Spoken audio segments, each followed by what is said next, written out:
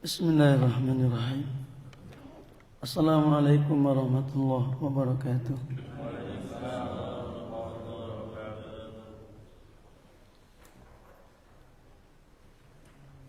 Innal hamdalillah nahmaduhu wa nasta'inuhu wa nastaghfiruh wa na'udzu billahi min shururi anfusina wa min sayyiati a'malina may yahdihillahu fala mudilla lahu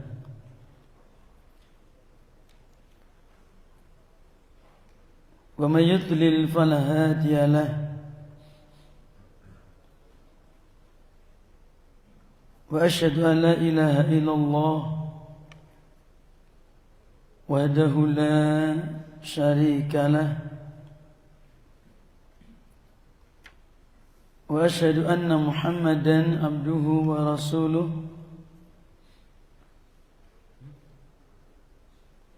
sallallahu ala nabiyyina Muhammadin wa ala alihi wa sahbihi wa man tabi'ahum bi ihsanin ila yaumiddin, amma ba'du.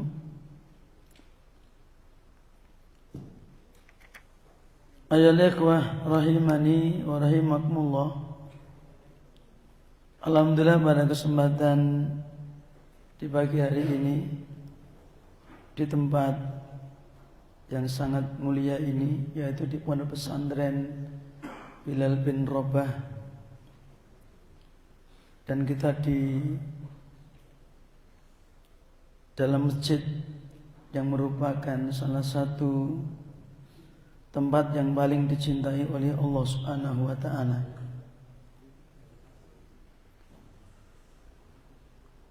Pertama-tama kita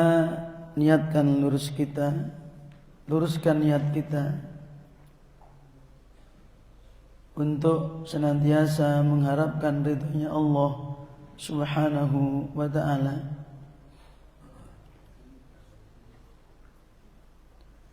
Kita berada di majelis taklim yang semoga Allah Subhanahu wa ta'ala memberikan ketenangan hati kepada kita, mencurahkan rahmatnya, dan semoga Allah SWT memberikan ilmu dalam hati kita. Di pagi hari ini kita akan bersama-sama membahas sebuah kitab yang sangat mulia, yang berisikan tentang akidah Ahlussunnah wal Jamaah, yang disusun oleh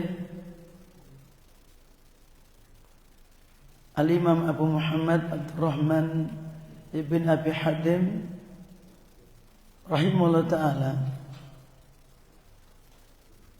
yang beliau riwayatkan dari bapaknya, seorang ulama besar yang sezaman dengan Imam Ahmad, sezaman dengan Imam Muslim, zaman dengan Imam Bukhari dan yang lainnya.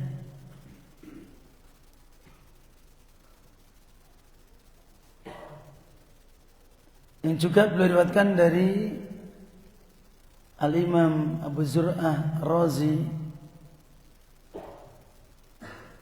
maka sering disebut dengan yaitu Aqidatul Raziyaini, akidah yang diyakini oleh dua imam besar, yaitu Abu Zur'ah Ar-Razi dan juga Abu Hatim Ar-Razi.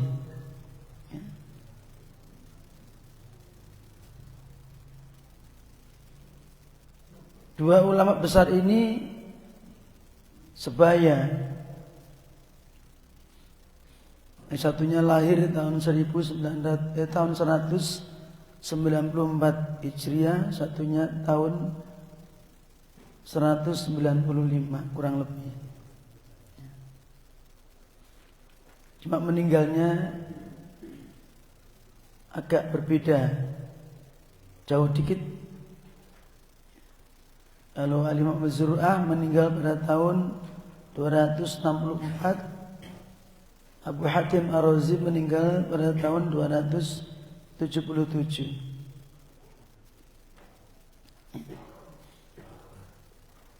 Ayyuhal wa rahimani wa rahimakumullah. Beliau Al-Imam Abu Muhammad Abdurrahman bin Abi Hatim Ar-Razi pernah menanyakan tentang yaitu perkara akidah, seperti yang antum baca atau antum pegang kitabnya. Kita langsung ke beberapa poin karena waktu.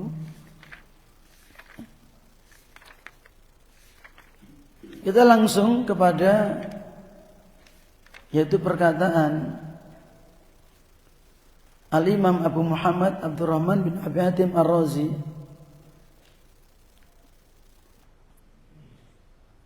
yang beliau menyampaikan sa'altu abi wa Aba Zur'ah radhiyallahu anhuma. Aku pernah bertanya kepada bapakku, yaitu Abi Hatim Ar-Razi, dan kepada Abu Zur'ah Ar-Razi, an madhahibi ahli sunnah fi usuluddin, tentang madhab tentang pendapat-pendapat, tentunya pendapat yang berdasarkan dalil.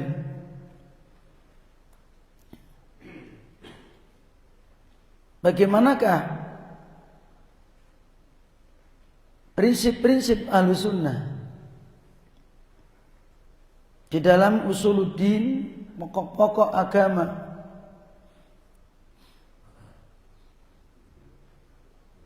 wa ma adraka alaihi al-ulama'a fi jami'il amsar, serta apa-apa yang mereka berdua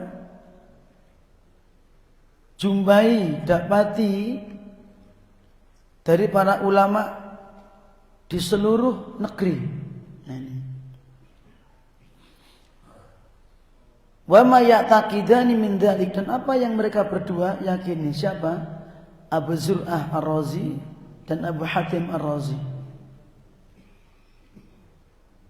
Mereka berdua terkenal dengan ulama Ahlussunnah, ulama Al-Hadis, ulama fikih, tafsir, komplit. Tidak ada yang mengingkarinya. Maka Al-Imam Abu Muhammad Abdurrahman bin Abi Hatim, yaitu putra dari Abi Hatim Ar-Razi, bertanya kepada bapaknya dan kepada Abu Zur'ah tentang apa tadi? Prinsip-prinsip dalam agama atau pokok-pokok usul dalam agama, tentang akidah, tentang manhaj. Dan prinsip-prinsip yang dua imam itu dapati dari berbagai ulama di seluruh negeri. Kemudian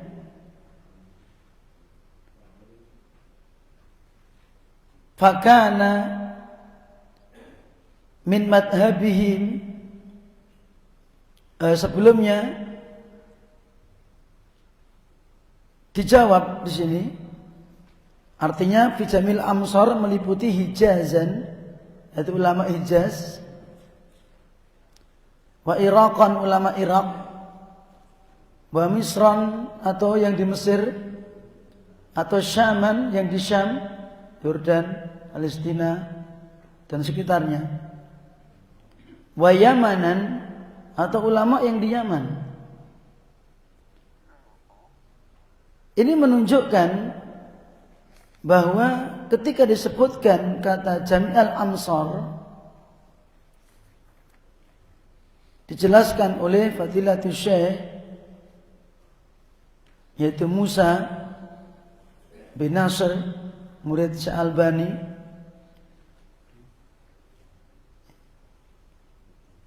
ketika disebutkan Jami'il Amsar, itu ada isyarat yusiru kalam asy-syaikhaini huna ila ijma'i ahli sunnah wal jamaah ala i'tiqadihima.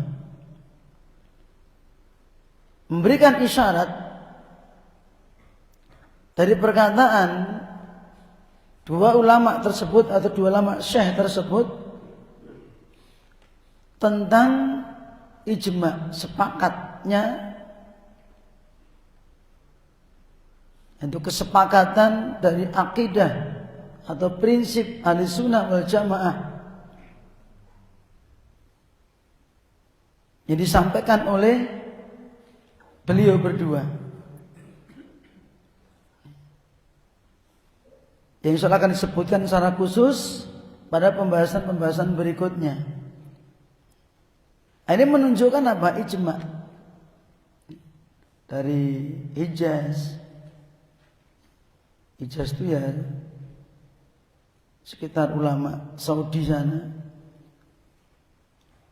Kemudian juga ulama dari Irak.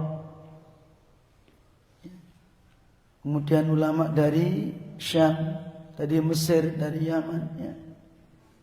Yang akan dirinci pada pembahasan berikutnya. Maka fakana min madhabihim, di antara madhab mereka atau prinsip mereka, pendapat mereka, dan insyaallah akan disertakan dengan dalil-dalilnya, bahwa innal imana, yang pertama, innal imana qaulun wa amalun yazidu wa yanqusu. Bahwa iman meliputi qaulun wa amalun, perkataan dan perbuatan. Iman itu meliputi perkataan dan perbuatan. Ya, tidak cuma perkataan saja, tidak cuma perbuatan saja. Kadang ada orang yang meyakini bahwa apa yang dia katakan iman, tapi tanpa meyakini amal bagian dari iman. Atau ada di antara kelompok yang meyakini bahwa iman hanya di keyakinan saja, ya, tapi tidak disertakan di situ amal. Tetapi iman menurut Ahlussunnah wal Jamaah, dari kesepakatan para ulama, yaitu meliputi perkataan dan perbuatan.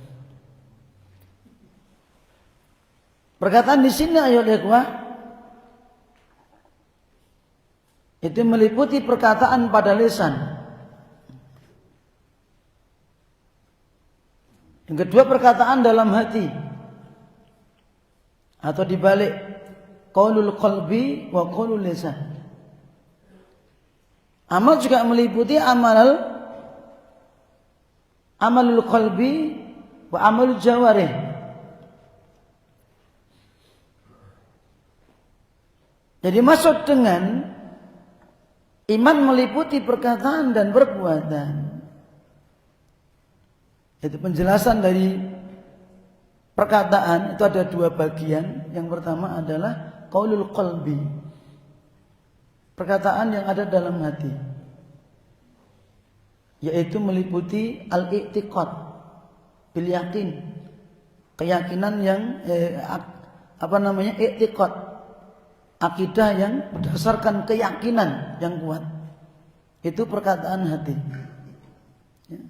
I'tiqad, apa yang kita yakini dalam hati dengan penuh keyakinan, itulah perkataan hati.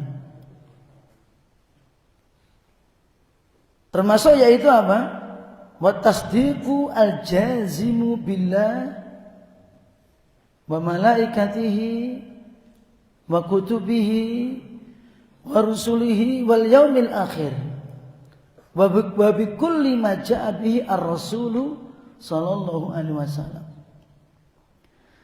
Mencakup perkataan hati adalah at-tasdiq al-jazimu, membenarkan secara pasti tentang rukun iman yang 6. Jadi iman kepada Allah. Ya, di sana ada cabang-cabangnya. Iman kepada Allah meliputi iman kepada rububiyahnya. Apa itu rububiyah? Yaitu sifat yang khusus bagi Allah yang berkaitan dengan perbuatan-perbuatan Allah. Ya. Mencipta, menguasai, dan mengatur. Itu sifat rububiyah yang wajib kita yakini. Allah memiliki perbuatan yang khusus, yang tidak sama dengan makhluknya. Itu meliputi mencipta, Allah yang menciptakan alam semesta. Itu wajib kita yakini secara pasti dalam hati kita. Kenapa? Itu ucapan hati. Ya. Itu ucapan hati. Iman kepada Allah meliputi, yang kedua adalah tentang rububiyah, meliputi juga meyakini Allah yang menciptakan alam, menguasai alam. Allah yang menguasai alam ini seluruhnya. Alam yang ulya atau yang sufla, yang atas, yang bawah. Allah penguasanya, yang menguasainya. Yang ada di langit, yang ada di bumi, semuanya diciptakan oleh Allah atau makhluknya Allah, dan juga dikuasai oleh Allah. Allah yang Maha Kuasa, semua tergantung kepada Allah. Wujudnya, adanya, ya, termasuk geraknya, semua dikuasai oleh Allah. Dan Allah yang mengaturnya. Allah yang mengaturnya. Termasuk saat ini kita berada di pagi hari ini, sebelum matahari terbit, kita tinggal merasakan. Tadi malam kita tidur di sini, merasakan malam sampai ngorok-ngorok, ya toh? Katanya sampai ada yang seperti mereknya dompeng, kubuta. Berarti betul-betul sangat kencengnya gitu ya. Itulah nikmat, ya toh? Memang ada itu nikmatnya, orang tidur ada yang ngorok. Ya. Masih bertahan, alhamdulillah. Di sini nggak begitu dingin. Ya. Dan alhamdulillah tidak hujan. Hujan pun juga alhamdulillah. Nah, semua adalah rahmatnya Allah. Karena Allah yang mengatur. Kita nggak bisa menolak kondisi pagi hari ini. Nanti kita lihat matahari terbit, ya. Maka itu semua menunjukkan kelemahan kita. Dan itu harus kita yakini. Bagian cabang beriman kepada Allah. Dan termasuk bagian qaulul qalbi. Ya. Kalau dijabarkan sangat luas. Atau kita juga meyakini sifat uluhiyahnya Allah. Apa sifat uluhiyah? Sifat yang hanya Dia sendiri, Allah sendiri yang berhak untuk diibadahi. Bahwa Allah adalah ma'luhun, ma'budun, la ilaha illa huwa. Dia yang diibadahi, yang disembah. bahwa tidak ada satupun di alam semesta ini sesembahan pun yang berhak diibadati kecuali hanya Dia. Itu sifat uluhiyah. Ya. Itu adalah ma'luhun, ma'budun. La ma'budah bihaqqin ilahu. Tidak ada satupun sesembahan di alam semesta ini. Karena kalau dikatakan la ilaha illallah, artinya la ma'budah illallah, itu tok tidak tepat. Tidak ada sesembahan kecuali hanya Allah. Salah. Ya. Karena secara kenyataan di alam ini banyak sesembahan. Ya. Menyembah batu, ada yang menyembah pohon, menyembah gunung, ya. Menyembah jin. Maka kalau dikatakan la ma'budah illallah, maka kurang tepat. Benar la ma'budah bihaqqin illallah. Tidak ada satupun sesembahan di alam ini yang berhak diibadati kecuali hanya Allah semata. Jadi selain Allah tidak berhak untuk diibadahi. Dan kita harus memiliki al-bara'ah. Apa al-bara'ah? Sikap berlepas diri dari seluruh sesembahan yang diibadahi selain Allah. Ya. Karena itu tafsir dari kalimat la ilaha illallah. Yaitu harus bara'ah, berlepas diri. Dan itulah prakteknya seluruh nabi dan rasul. Ya. Maka tidak akan benar iman seseorang yang mengatakan dalam hatinya, ya, yang mengatakan dalam hatinya, i'tiqad dalam hatinya, ngaku iman kepada Allah, tetapi tidak memberikan sikap al-bara'ah, berlepas diri kepada selain Allah. Ya.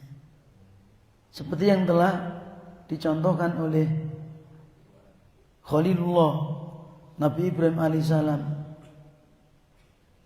disebutkan dalam surat Az-Zukhruf ayat 26 sampai 28. Wa idh qala Ibrahimu li abihi wa qaumi innani bara'un mimma ta'budun.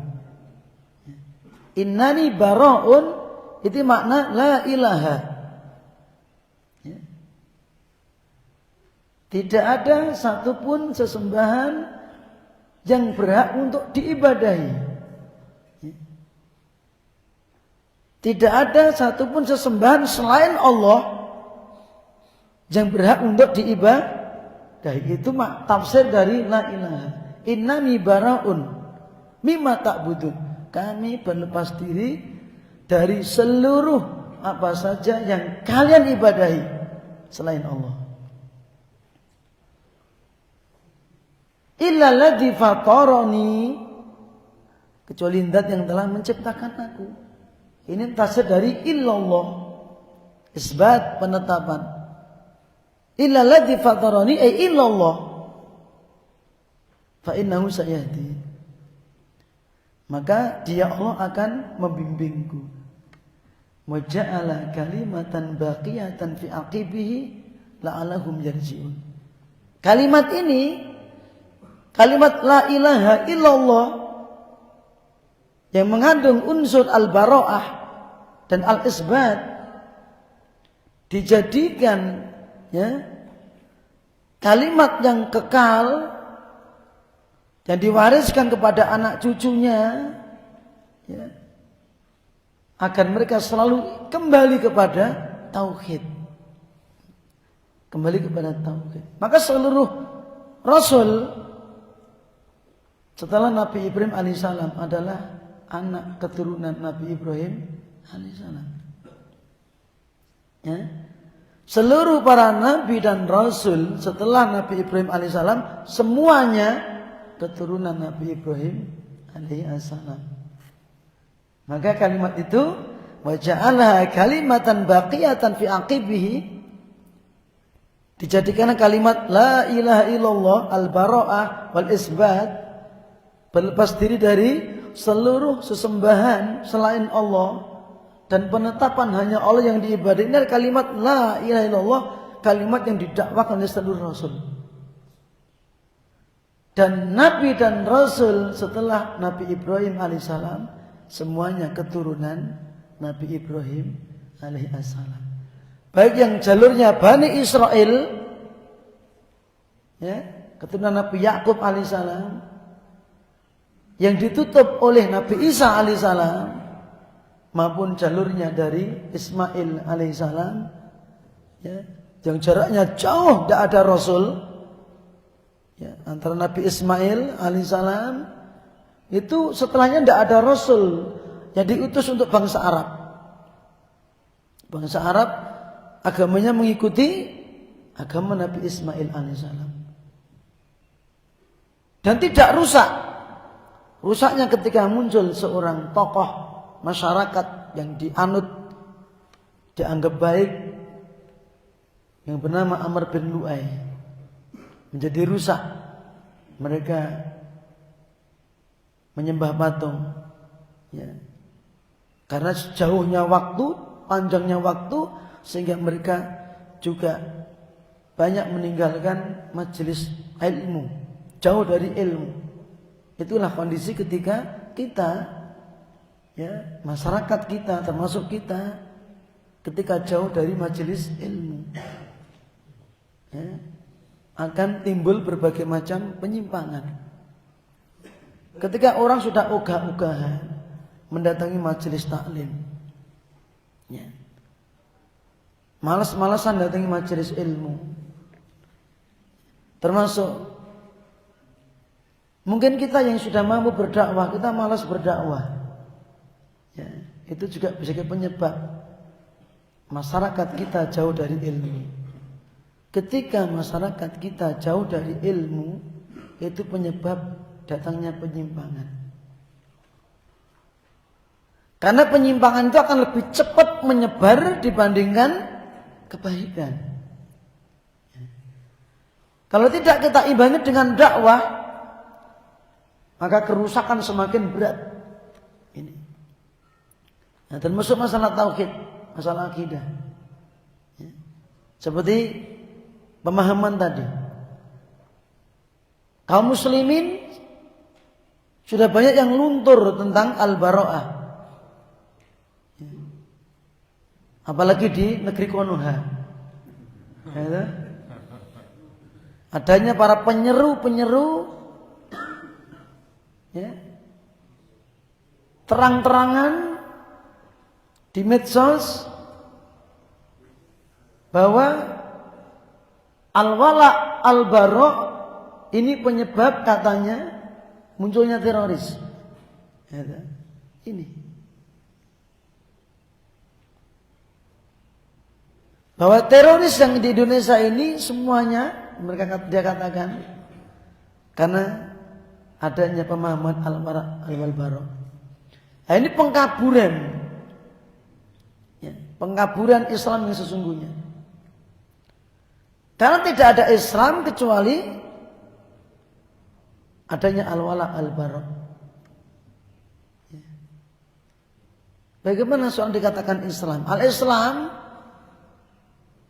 itu al-istislamu bitauhid.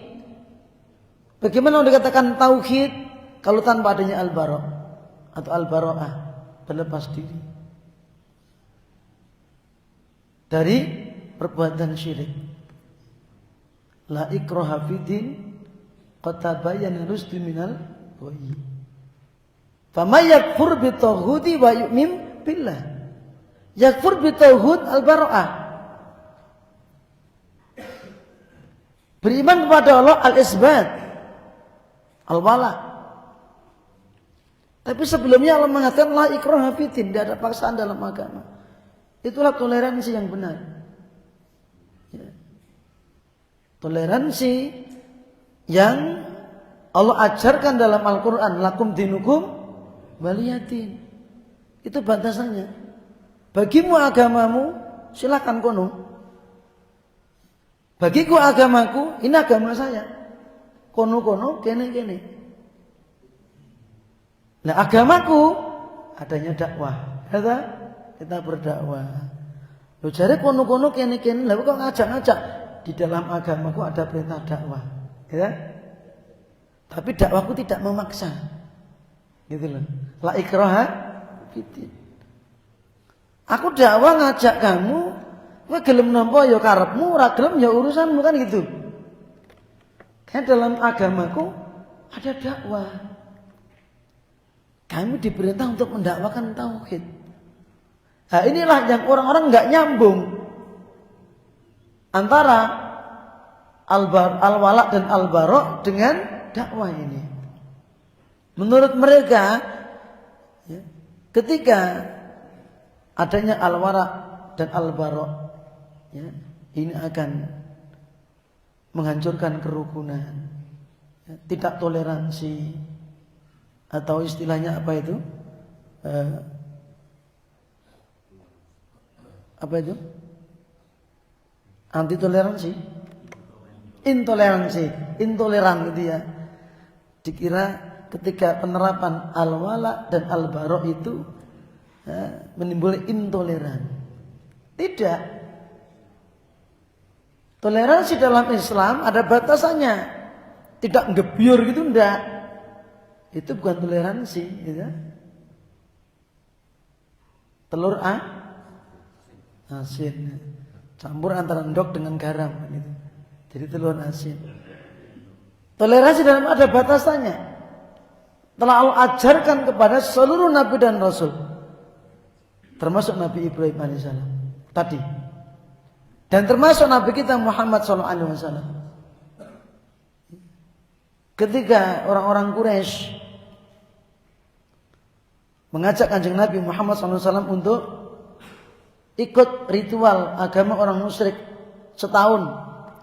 Nanti kita akan menyembah Tuhanmu semua setahun juga. Turun surat Al-Kafir. Qul ya ayyuhal kafirun. Muhammad, katakan. Apa iki? Gaweane sapa? Pak Umbi. Enggak apa-apa. Biar gak ngantuk aja. Katakan ya Muhammad, orang-orang kafir. Dia mengajak untuk penggebyuran tadi, pengkaburan tadi. La a'budu ma ta'budu. Aku tidak akan beribadah terhadap apa yang kalian ibadahi. Wala antum abiduna ma a'bud. Kalian pun juga tidak akan beribadah terhadap apa yang aku ibadahi. Ini berkaitan dengan ma'bud. Saya tidak akan beribadah kepada apa yang kamu ibadahi. Kamu nyembah patung, ini, itu, saya enggak akan. Ya. Demikian pula kalian, para penyembah patung, berhala dan sebagainya, kamu pun tidak akan beribadah kepada apa yang aku ibadahi. Saya hanya menyembah Allah saja. Gitu. Karena ketika ibadah dicampur-campur itu, maka itu hakikatnya bukan beribadah kepada Allah.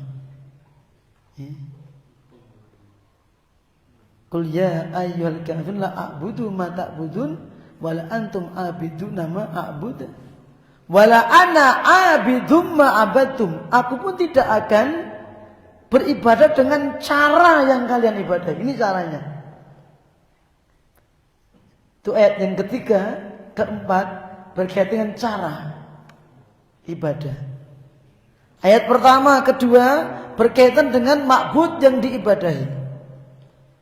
Baik yang disembah atau yang cara ibadah itu kita berlepas diri. Wala antum abiduna ma a'bud. Dan kalian pun tidak akan menjadi penyembah dengan cara yang kami praktekkan. Lakum dinukum. Nah, ini cabang daripada iman kepada Allah yang merupakan qaulul qalbi. Ya. Cabangnya lagi adalah mengimani tentang nama-nama Allah dan sifat-sifatnya. Ya. Jadi panjang aja deh, Karena berkaitan dengan rukun iman yang 6 itu. Kalau dijabarkan, Fadilatul Syekh Muhammad bin Shalih Al-Utsaimin menulis kitab, yaitu apa? Nubdzah fil Aqidah. Ya. Kitab yang membahas khusus tentang rukun iman dan cabang-cabangnya. Sangat bagus sekali. Termasuk iman kepada para malaikat-malaikatnya, para kitab-kitabnya, para rasulnya, kepada yaumil akhir, kepada takdir yang baik dan yang buruk. Dan juga di sini disebutkan apa tadi? Yaitu berkaitan dengan apa-apa yang dibawa oleh Rasul. Tentang perkara-perkara yang wabikulli ma ja'a bihi ar-rasul. Mengimani, meyakini secara pasti dan membenarkannya terhadap apa saja yang dibawa oleh Rasul. Ya ini. Maka penjabaran sangat luas sekali. Kalau kita bahas apa yang dibawa oleh Rasul, ya, syariat ini, ya, kita taslim dan ridho, menerima sepenuhnya tanpa ragu-ragu sedikit pun.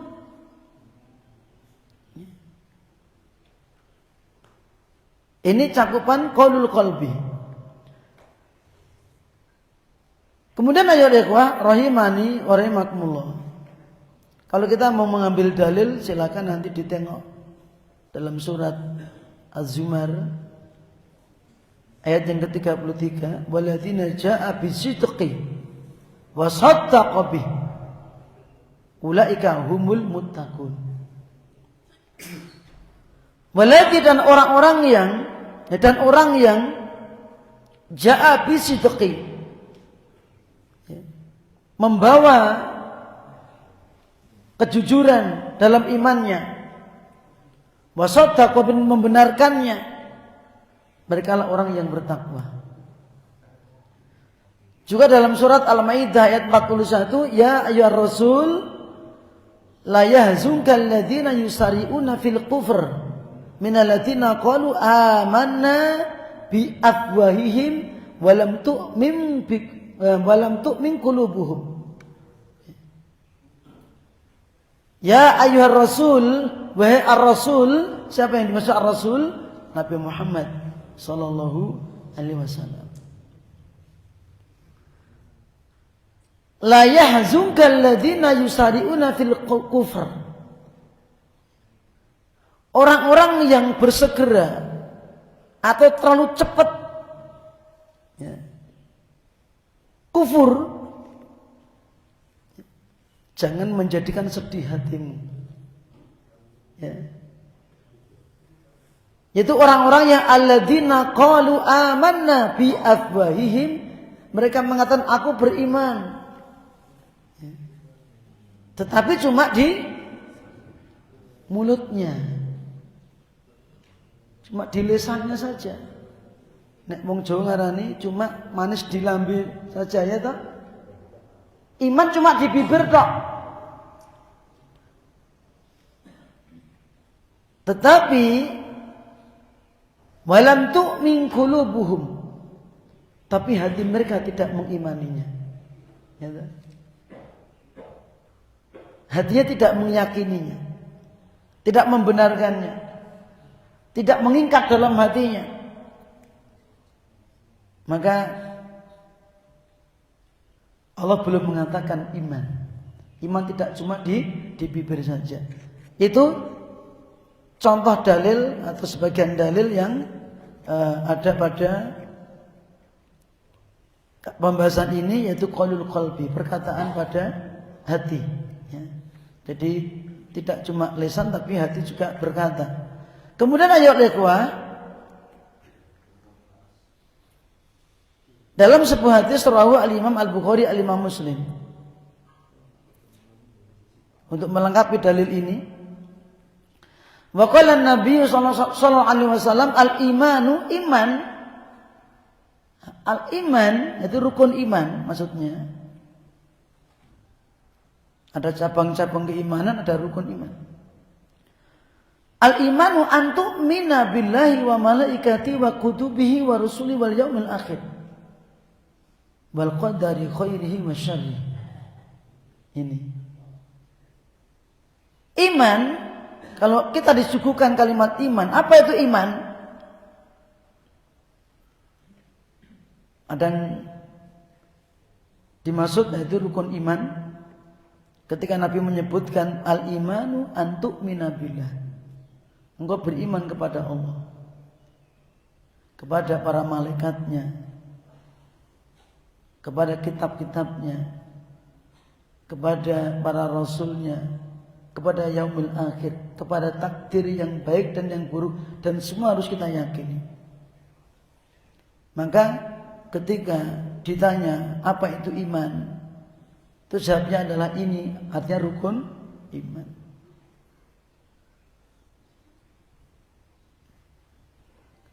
Tapi ada hadis lain yang menyebutkan al-imanu syu'batun sab'una wa sab'una, apa namanya? Al-imanu sab'una, astagfirullahaladzim, bid'un wa sab'una syu'batan. Jazakumullah. Iman adalah bid'un wa sab'una syu'batan atau situna syu'batan. Iman adalah 73 cabang lebih. Kalau kita yang dimaksud iman di situ adalah cabang-cabang keimanan. Ya. Al-imanu bid'un wa sab'una syu'batan. Iman ada 73 cabang lebih. Ini itu cabang-cabang keimanan. Di sini ayat ikhwah, hadis ini menjelaskan tentang cakupan iman. Pertama adalah perkataan dalam hati. Meliputi apa tadi? I'tiqad. Yang dibarengi dengan suatu keyakinan. Atau tasdiqu al-jazim. Yaitu apa? Membenarkan dengan kepastian, dengan pasti, tidak boleh ragu-ragu tentang rukun iman. Sekarang kemudian iman meliputi juga wa qaulul lisan, qaulul qalbi, qaulul lisan, ucapan dalam lisan. Apa itu? Wa huwa an-nutqu bisyahadataini.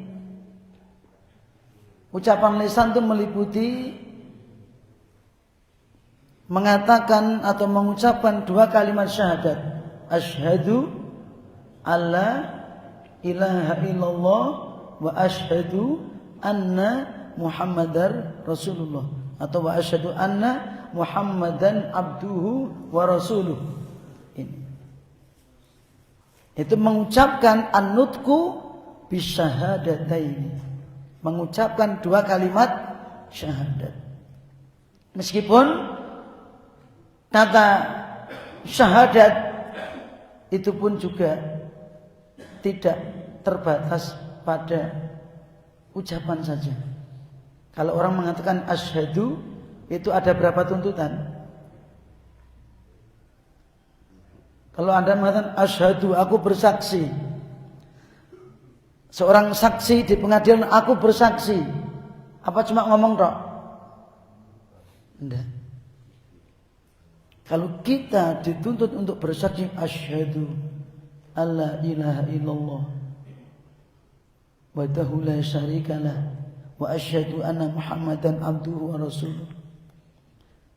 Meskipun ketika orang sudah mengucapkan kalimat ini secara lahiriah, dia sudah masuk Islam. Tetapi dua kalimat syahadat itu membutuhkan tuntutan. Membutuhkan tuntutan. Tidak cuma ucapan tok. Ketika Anda sudah ikrar asyhadu, artinya satu, dia takallama biha, harus mengucapkan. Maka seseorang tidak dikatakan Islam kalau tidak mengucapkan 2 kalimat syahadat. Tidak sah Islamnya. Kecuali orang yang bisu. Ya tak? Bisu, dia tidak bisa ngomong.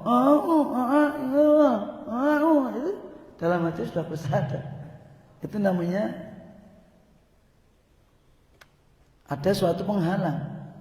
Tapi orang yang lancar ngomongnya, lancar bicaranya, dia ngaku Islam, tapi nggak mau mengucapkan kalimat syahadat, maka Islamnya tidak sah. Amalnya nggak akan diterima, karena syahadat merupakan pintu gerbang masuknya orang ke dalam Islam. Takallama biha. Yang kedua apa? Aliman limaknaha.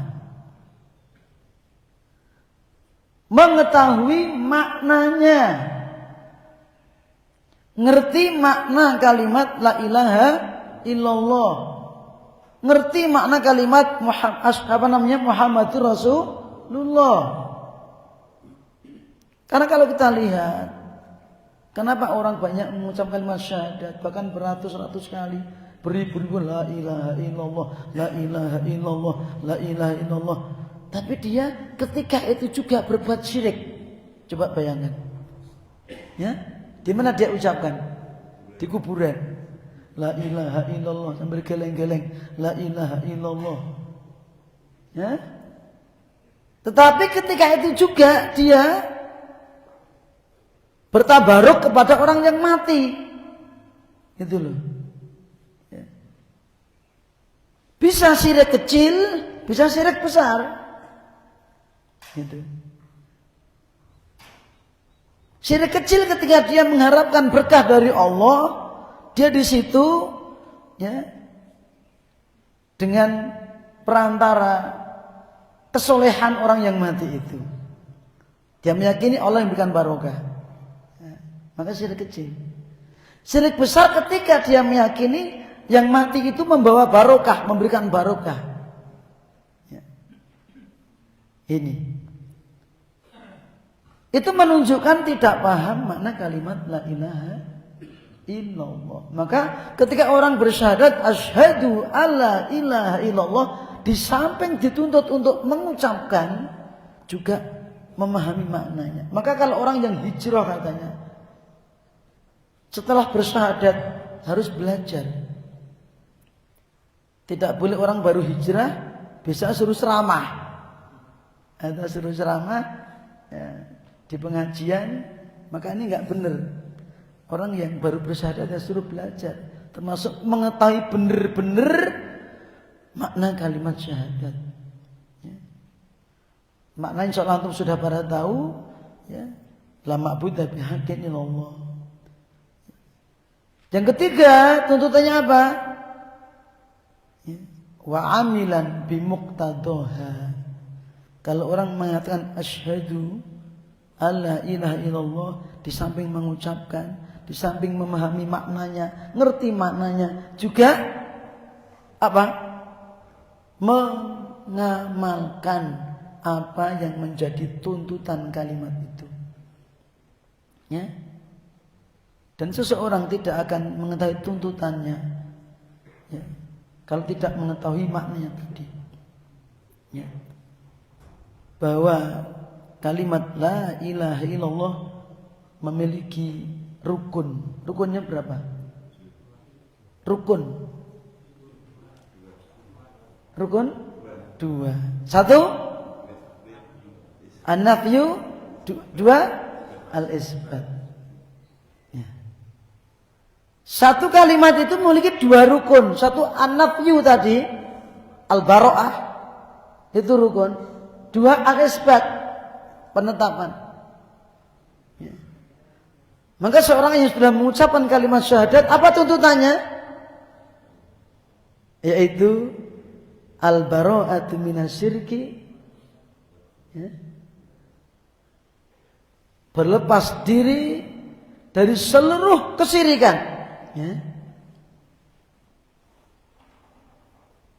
Dan hanya menetapkan al-isbat, beribadah hanya untuk Allah semata. Itu tuntutannya. Ya, kembali ke al-bara'ah tadi. Maka seseorang kalau belum melaksanakan al-wala al-bara' seperti itu, maka belum melaksanakan kalimat syahadat la ilaha illallah. Kalau masih membenarkan peribadatan di luar Islam, berarti tauhidnya belum benar. Ya. Karena belum melaksanakan kalimat syahadat la ilaha illallah. Termasuk di bulan Desember ini, kita seorang muslim terdapat ujian al-fitnatu fid-din, fitnah dalam agama, yang sering selalu ramai ketika bulan Desember, kan gitu. Ya. Kita seorang muslim harus menatap lakum dinukum waliyadin, silakan kamu hari rayamu sana, kita nggak mau ikut-ikutan, ya. Jangan ikut-ikutan. Ya.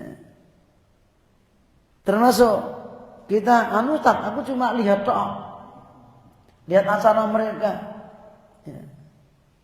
Maka dalam surat Nisa saya bacakan surat Al-Furqan. Walladzina la yashhaduna zura wa idza maru bil lagwi maru kirama. Ya tak? Orang yang tidak menyaksikan azur. Di antara mana azur adalah perayaan-perayaan di luar agama Islam. Ya. Azur. Di antara mana adalah syahadatuz zur, perkataan dusta.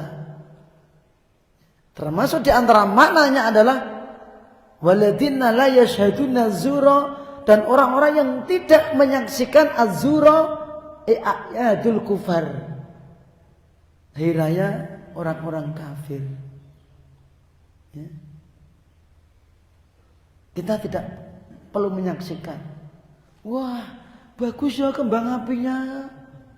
Ini tuntutan al-bara'ah. Jaga akidah kita. Wah, berarti ini tidak toleransi, intoleran ini. Bukan seperti itu. Sudah lakum dinukum. Engkau rayakan acaramu, hari raya silakan, itu urusan kamu.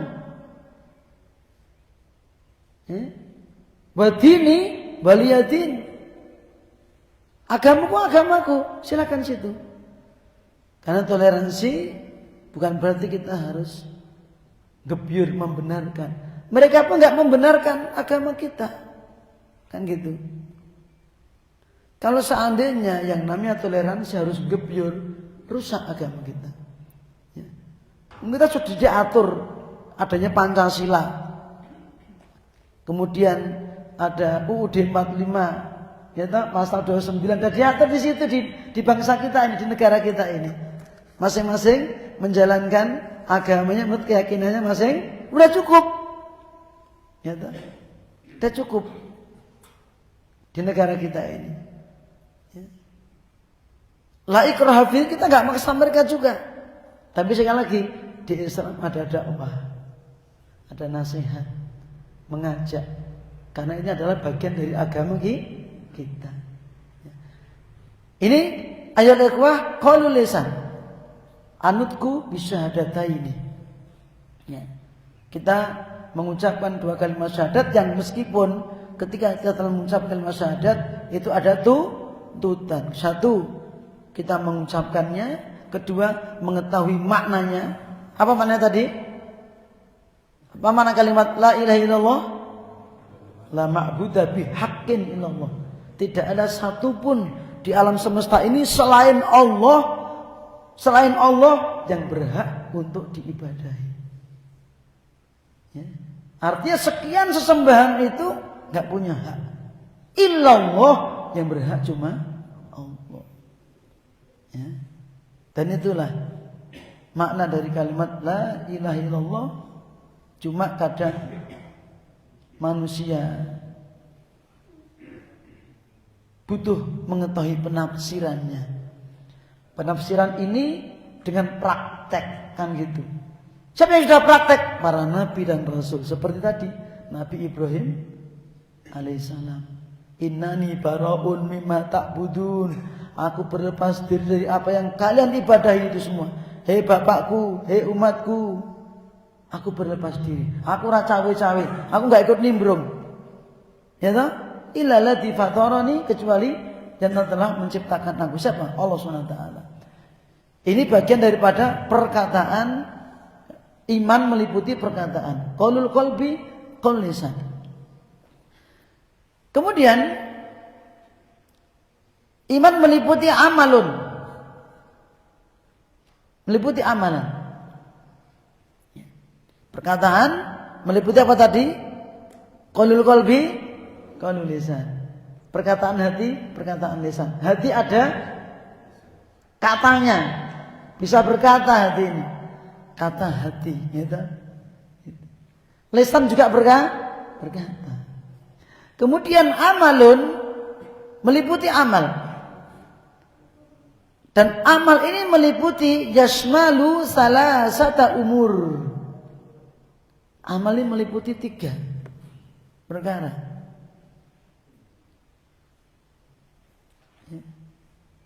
Amal meliputi 3 perkara. Yang pertama adalah amalul qalbi, amalan hati. Ada perkataan hati adalah amalan hati.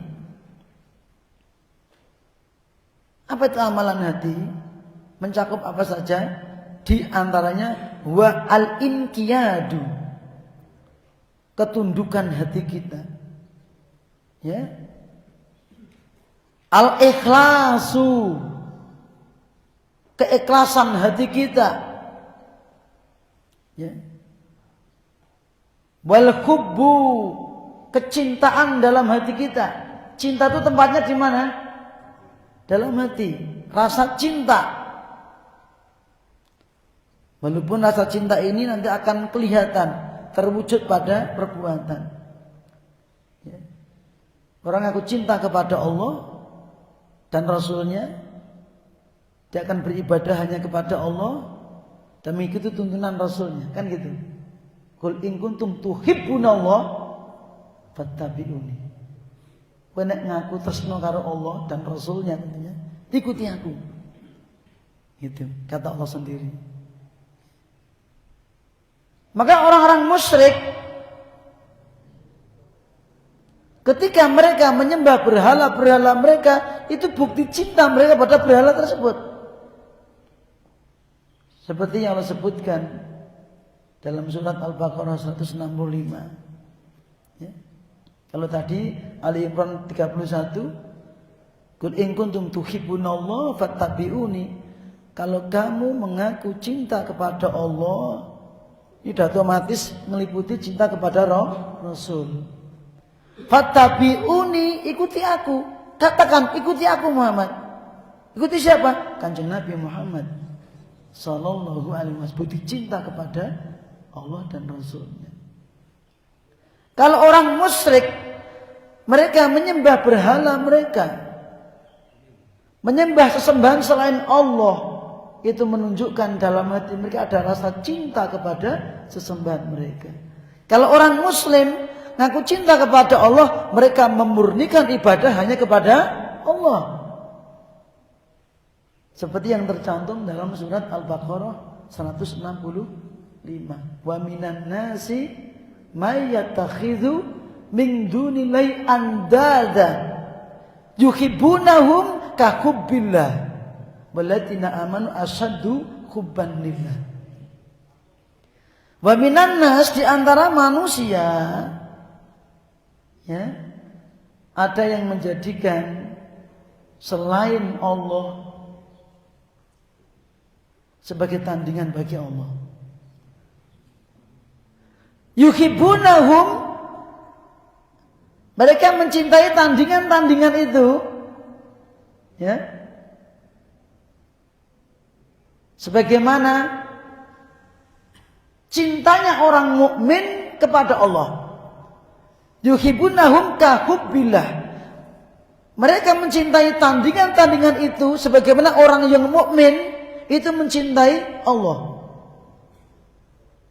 Tetapi orang-orang yang beriman lebih cintanya kepada Allah, sikapnya, buktinya dibandingkan orang musyrik kepada berhala mereka. Mereka menyembah berhala sepekan sekali. Malam Jumat Kliwon, malam Jumat Pon, Jumat Wage, atau Senin apa, punya hari tertentu. Senin ini untuk berhala sana, Selasa berhala sana, Rebo sana, ya tak? Jumat ini paling gede. Karena mereka punya andada, banyak sembahan. Ya. Tapi terkadang mereka juga menyembah Allah. Itu orang musyrik. Kalau orangnya cuma menyembah Allah, menyembah selain Allah kok tidak menyembah Allah, mereka orang kafir. Kan gitu. Kalau orang musyrik itu mencampur adukkan. Sosok ya beribadah kepada Allah, berdoa, ya Allah ya Rabbi. Tetapi mereka juga beribadah kepada selain Allah. Tetapi orang yang beriman, cintanya kepada Allah itu luar biasa, melebihi cintanya orang musyrik kepada berhala mereka. Maka sepekan sekali orang mukmin setiap saat, setiap waktu, hatinya tidak lepas dari beribadah kepada Allah. Kenapa? Ketundukan termasuk ibadah. Ya, tadi al-inqiyad. Ya. Ikhlas dituntut setiap saat. Cinta termasuk wal khasyah. Rasa takut. Jadi cinta tadi, ketika orang musyrik menyembah berhala itu bukti cinta. Maka cinta itu dalam hati tapi akan kelihatan pada perbuatan. Termasuk bagian amal qalbi al-khasyah. Apa khasyah? Takut. Tetapi takut yang seseorang itu mengetahui tentang, meyakini keagungan yang ditakuti. Itu khasyah. Maka ini enggak boleh ditujukan soalnya hanya untuk Allah semata. Barang siapa yang memalingkan khasyah ini kepada selain Allah, maka dia telah terjerumus ke dalam perbuatan syirik. Contohnya orang takut kepada benda atau pohon. Wah, takut. Dia meyakini itu ada, memiliki keagungan. Nah, syiriknya. Beda dengan al-khauf. Sama-sama takutnya. Tetapi al-khauf ada yang tabi'i, ya tak? Apa tabi'i itu? Tabiat. Takut tabi'i. Ya, jangan tak suruh jalan ketik loteng itu, genteng. Ada yang enggak berani. Aku wedi, takut. Ya, itu takut tabi'i. Ya lur, kita merambah hutan, takut. Ada macan, itu takut tabi'i. Takut ada ular, itu takut tabi'i. Tapi kalau khasyah itu sudah berkaitan dengan keagungan yang ditakuti, maka tidak boleh ditujukan kecuali hanya untuk Allah. Kalau al-khauf masih bisa dibagi-bagi. Ya. Khauful ibadah, takut yang bernilai ibadah, maka ini hanya ditujukan kepada Allah. Khaufu tabi'i ini boleh, takut kepada binatang buas, takut kepada penjahat selama tidak meninggalkan kewajiban. Takut poligami.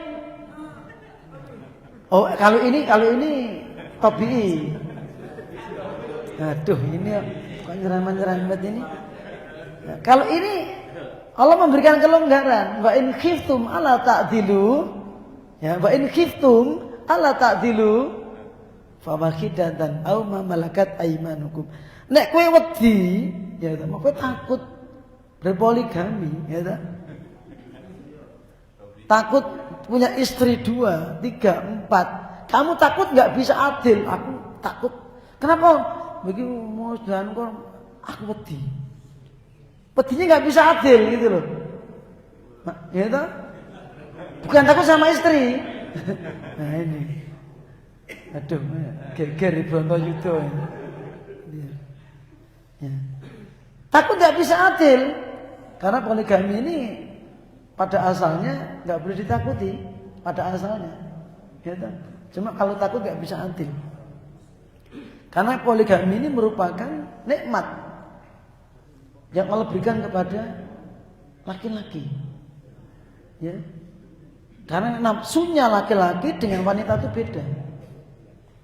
Kalau perempuan umur 50 ke atas, seleranya sudah sangat-sangat berkurang.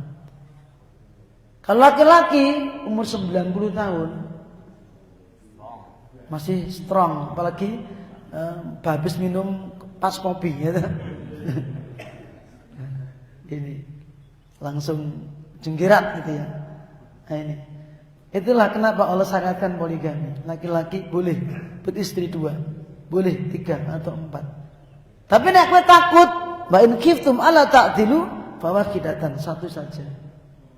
Tapi jangan bilang siji ra entek-entek. Laki-laki tidak boleh ngomong saya cukup satu saja. Kenapa harus 2? Bohong. Ya, karena Allah ciptakan laki-laki itu tabiatnya beda dengan perempuan. Jangan bilang aku cukup saja, jangan. Ya, sementara aku tak sapu dulu, gitu loh. Ya.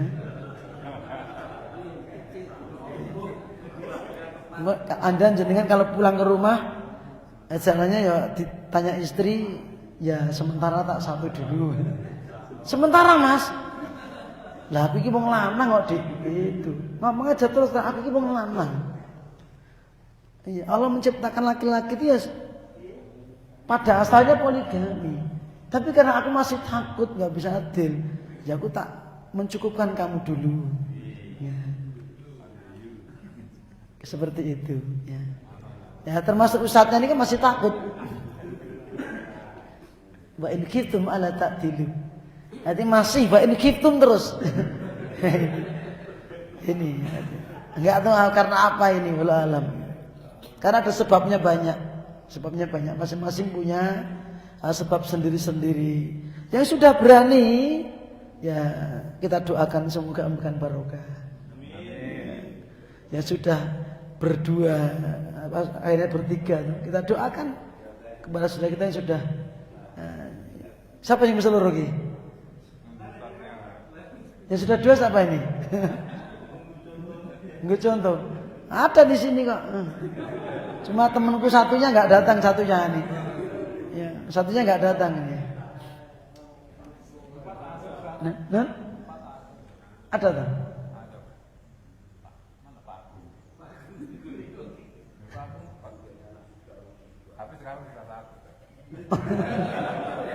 Kaget aku. Tapi karena PNS ya boleh. Oh gitu. 5 pernah 4? Pernah 4. Masya Allah. Ayo Ustaz, semangat. Ya ada teman kita, saudara kita tentara di Seragen itu juga Pak Tris kan 2. Yang penting kendel gitu aja. Ya, alhamdulillah. Lanjut, nanti nggak rampung-rampung nanti. Masalah poligami itu paling rame. Kalau kata Ustaz Abdul Aswad, ojo dadi pitik pikiran. Itu qaulul lisan. Ya, astagfirullah. Kembali. Amalul qalbi, mohon maaf dah lewat. Amalul qalbi. Apa itu? Amalan hati, khasyah. Ya. Kemudian juga wat taukir. Apa taukir? Sikap memuliakan. Memuliakan. Menghargai. Wa ta'zim, mengagungkan. Itu ada dalam hati. Ta'zim. Ya. Maka ta'zimnya ini juga hati-hati, jangan sampai masuk dalam ta'zim ibadah. Ini ta'zim artinya memuliakan, sebatas memuliakan tamu, ya. Itu tidak masalah. Tapi ta'zim yang bernilai ibadah artinya ada unsur ketundukan, ya. Kemudian merendahkan diri, ya, di hadapan orang lain, ini takzim yang salah. Ya. Takzim kepada kiai bukan kok munduk-munduk kepada kiai, tapi apa? Ya, menghormati kiai dengan menjalankan perintahnya. Sendika dawuh kiai. Ya. Perintah kiai yang baik, ustaz yang baik misalnya, memerintahkan yang baik, itu takzim. Ya. Membantunya, menolongnya. Tapi kalau takzim artinya harus munduk-munduk, apalagi nyembah-nyembah, ini takzim yang salah, yang keliru. Ya. Tidak boleh diberikan kecuali hanya untuk Allah SWT. Ya, kita takzim kepada kiai, kita menghormatinya, kita dengarkan petuah-petuahnya, takzim kepada orang tua kita. Ya, kita taati perintah-perintahnya yang baik seperti itu. Maka takzim termasuk di antara amalan hati. Wa tawakkul. Tawakul apa tawakal, berserah diri. Ya, ini kan setiap saat. Orang yang beriman setiap saat berserah diri kepada Allah Subhanahu wa taala. Nabi contohkan itu semuanya. Keluar rumah tawakaltu 'ala Allah. La haula wala quwata illa billah. Masuk rumah bismillahirrahmanirrahim. Wala rabbina tawakkalna. Naik kendaraan juga demikian. Ya. Jadi tawakal ini harus ada terus dalam hati kita. Maka waladina amanu asaddu huban lillah. Karena setiap saat hatinya orang beriman itu takut kepada Allah, khasyah, ya. Ada cinta, ada keikhlasan. Keikhlasan dituntut setiap saat, setiap kita beramal. Al-inqiyad. Setiap kita menjalankan perintah Allah, ini bagian ketundukan kepada Allah. Ya. Kita sholat ini karena inqiyad kepada Allah. Kita suruh sujud, suruh rukuk, suruh takbir, suruh dekat. Kita suruh tawaf mengelilingi Ka'bah, bukan nyembah Ka'bahnya. Tapi tawafnya itu perintah siapa? Ketika Anda tawaf tanpa zikir apapun, Anda karena inqiyad, aku tunduk kepada Allah, suruh muteri Ka'bah itu 7 kali. Anda sudah ibadah kepada Allah. Maka umrah itu mudah sekali. Ya? Umrah itu mudah. Anda itu sa'i Safa Marwah, tawaf itu menang wae, tapi Anda meyakini ini bentuk inqiyadku kepada Allah. Aku diperintah untuk sa'i Safa Marwah. Aku enggak diperintah pegah. Ngomong bengi waktu. Gitu? Maka di sini kadang kesalahan para jamaah umroh itu karena kita tunduk kepada Allah, ya. Maka ini termasuk ibadah kepada Allah dan mendapatkan pahala yang besar, ya. Daripada orang banyak zikir yang neko-neko tapi hatinya nyembah Ka'bah, ngeri, gitu. Siapa sih ngerti hati nih wong?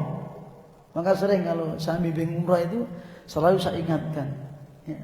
Selalu kita ingatkan tentang tarbiyah hati ini. Hati-hati hati kita kesana itu kita untuk mentauhidkan Allah, ya. Ini termasuk amalan hati.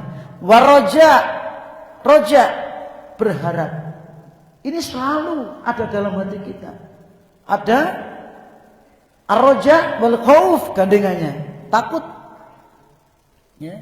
Takut amalan kita enggak diterima, takut akan siksanya Allah, takut akan azabnya Allah, sehingga kita meninggalkan larangan Allah. Rojak, berharap kepada Allah diterima amalan kita, itu optimis. Berharap pahalanya Allah, surganya Allah, rahmatnya Allah, ampunannya Allah. Maka harus ada kita beribadah al-khauf wa roja, takut dan berharap. Gitu ya. Itu bagian dari amalan hati. Amalan hati itu harus ada pada setiap ibadah kita, ya toh? Kita ibadah harus ada khauf wa roja, takut dan berharap. Takut nggak diterima sholat kita, berharap diterima, gitu. Wa yad'una rabbahum khaufan wa tama'an wa mimma razaqnahum yunfikun. Surat As-Sajdah, ayatnya saya lupa. Ya. Mereka wa yad'una rabbahum, berdoa termasuk beribadah kepada Rabb mereka, ya, diiringi dengan khaufan wa tama'an, ada rasa takut dan berharap. Siapa mereka? Nabi dan para sahabat. Wa mimma razaqnahum yunfikun, dan mereka menginfakkan dari sebagian apa yang kami rizkikan kepada mereka. Kemudian ayat ikhwah, termasuk amalan hati wal inabah, kembali kepada Allah. Wa ghairi dzalika minal a'malil qalbiyah, dan selain daripada itu dari amalan-amalan hati, ya. Kemudian yang kedua, kalau kamu butuh dalilnya nanti dibuka surat Al-Lail ayat yang yaitu 19 dan 20. Ya.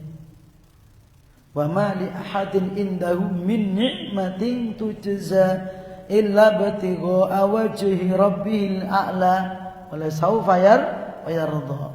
Juga dalam surat Al-Insan 9, innama nut'imukum liwajhillah. Itu harapan.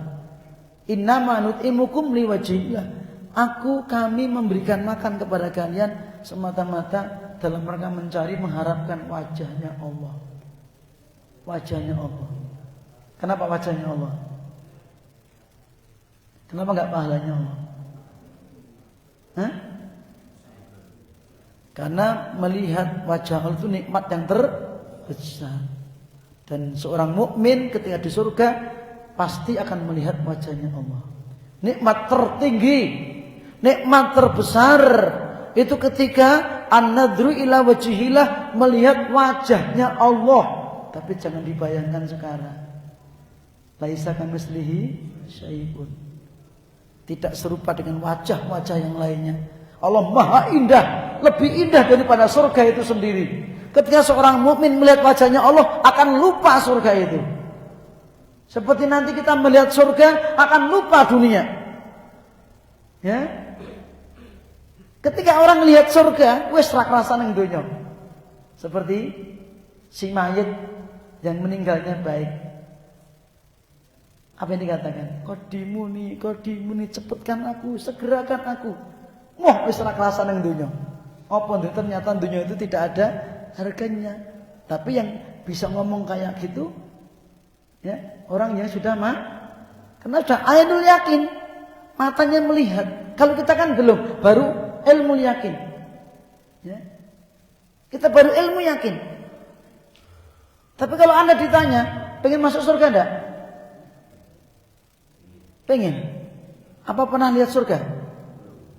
Belum. Loh, kenapa pengen? Ada keyakinan. Ini dalam hati tadi. Kita membenarkan dengan penuh keyakinan. Kalau tidak ada, celaka. Orang yang tidak ada ilmu yakin dalam hatinya, celaka dia. Ya. Rugi. Maka kita bersyukur, diberi ilmu yakin saja sudah bersyukur kita. Karena itu kekuasaan Allah. Allah mencabut, naudzubillah min dzalik. Dah hancur hidup kita. Rugi selama-lamanya. Kamu lihat orang yang tidak punya keyakinan akan akhirat. Bagaimana hidupnya, bagaimana kelakuannya, bagaimana tindak tanduknya, kan gitu. Kenapa? Dia enggak yakin karena akhirat kok bocah sholat. Dia mah itu, ngopo sholat, ngopo ibadah, aku yakin karena akhirat, kan gitu. Maka bersyukurlah ketika kita diberi oleh Allah ilmu yakin. Ketika Anda ditanya, masuk surga? Pengen. Duh, apa separuh? Gitu. Maka orang yang membantah biasanya, alah, kayak separuh-separuh. Memang belum pernah, belum lihat. Tapi karena yakin. Lalu bagaimana kalau nanti kita sudah melihat? Gitu. Tentunya pengennya luar biasa. Kayak tadi, ketika mayat jenazah idza wudi'at kata Nabi, sudah diletakkan siap digotong ke kuburan. Fa in kanat sholihatan, Kalau jenazahnya itu soleh, baik, qalak akan mengatakan kodimuni, segerakan aku, segera, ojo nginep gitu loh. Cepat kuburkan aku. Kenapa? Allah nampakkan kenikmatan. Wa in kanat ghaira sholihah, kalau enggak soleh, apa katanya? Ya wailaha aina tadhhabuna, bercelaka. Aku mau kau bawa kemana? Jangan mau. Kenapa yang dilihat? Neraka. Anda takut neraka enggak? Takut enggak? Takut neraka enggak? Buat tahu nyawang neraka? Belum. Kok takut? Yakin.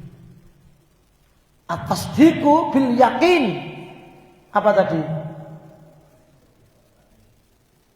Qaulul qalbi. Ya. At-tasdiqu bil qalbi, bil yakin, membenarkan dengan penuh keyakinan dengan neraka itu. Fa amma man a'ta wattaqa wa saddaqa bil husna. Kalau itu ada, fasanu yasiruhu lil yusra, digampangkan untuk mengerjakan apa? A'ta tadi. Adanya yakin dalam hati kita, Allah akan mudahkan kita untuk lil a'ta wattaqa. A'ta mengerjakan, mengeluarkan nikmat yang telah Allah berikan kepada kita akan mudah dikeluarkan. Sehatnya, sempatnya, kekuatannya, umurnya, itu nikmat semua, hartanya. Kenapa? Shaddaqa bil husna. Apa itu? Membenarkan dengan yakin al husna. Apa al husna? Al jaza, al thawab, al jannah, pahala. Kalau enggak punya keyakinan. Dan itiqah, takut. Kenapa? Ada keyakinan. Di sana ada neraka. Gitu. Kalau itu komplit, 3 itu, a'ta, taqa, shaddaqa, itu intinya Islam. Intinya Islam. Selamat. Gitu. Kalau tidak ada, celaka.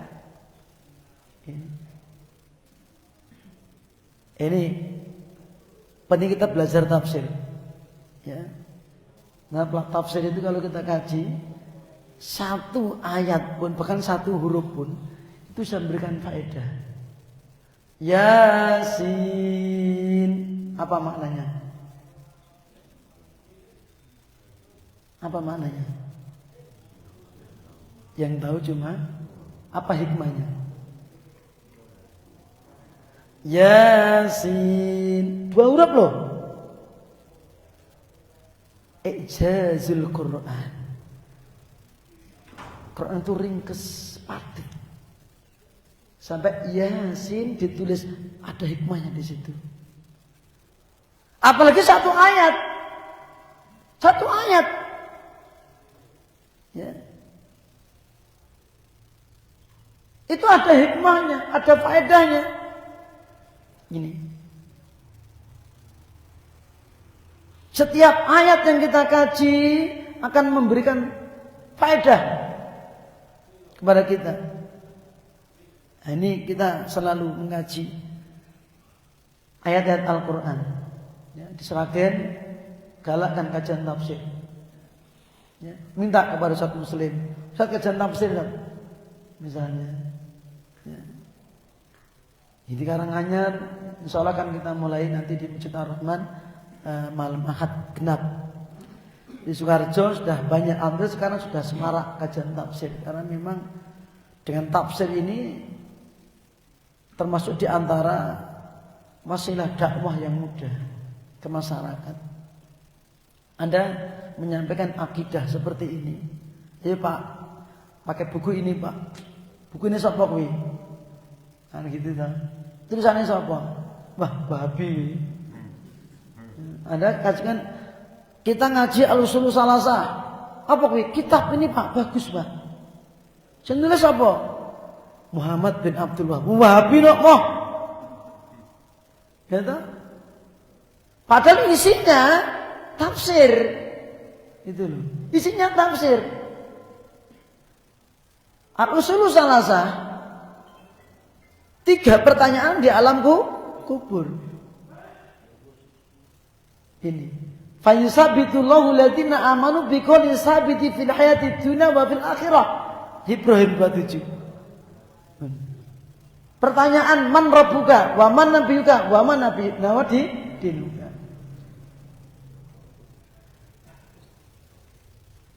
Amalul qalbi. Ya.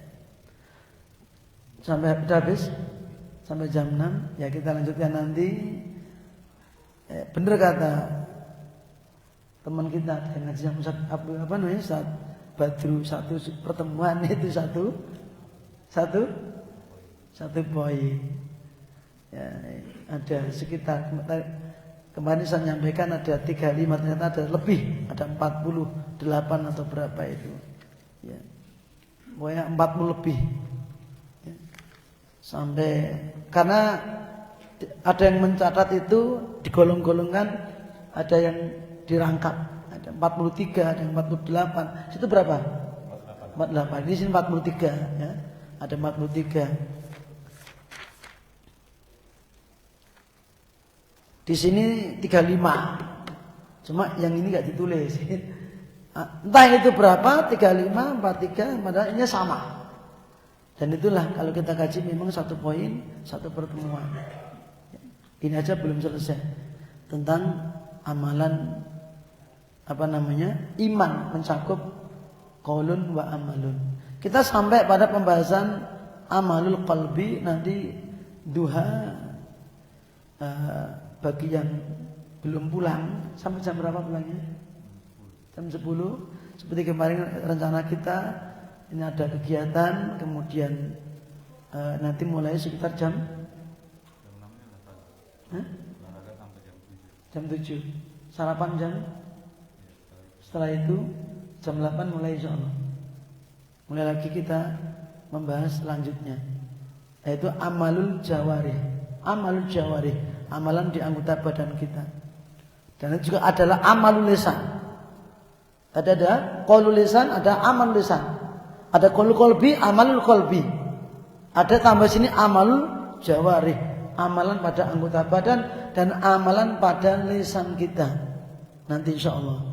Nah, ini penting sekali. Karena kalau kita nggak paham ini, naudzubillah bisa terjerumus kepada kelompok-kelompok yang hanya menetapkan iman itu cuma keyakinan saja, iman itu cuma ucapan saja, dan seterusnya. Ya, dan di sini akan dibahas semua sesungguhnya. Maka kalau nggak selesai ya nanti kita lanjutkan di mana terserah. Ya, kalau memang pertemuan ini bermanfaat, nanti akan ada penutupan, ya kelanjutan daripada daurah camp ini. Demikian kita cukupkan dulu.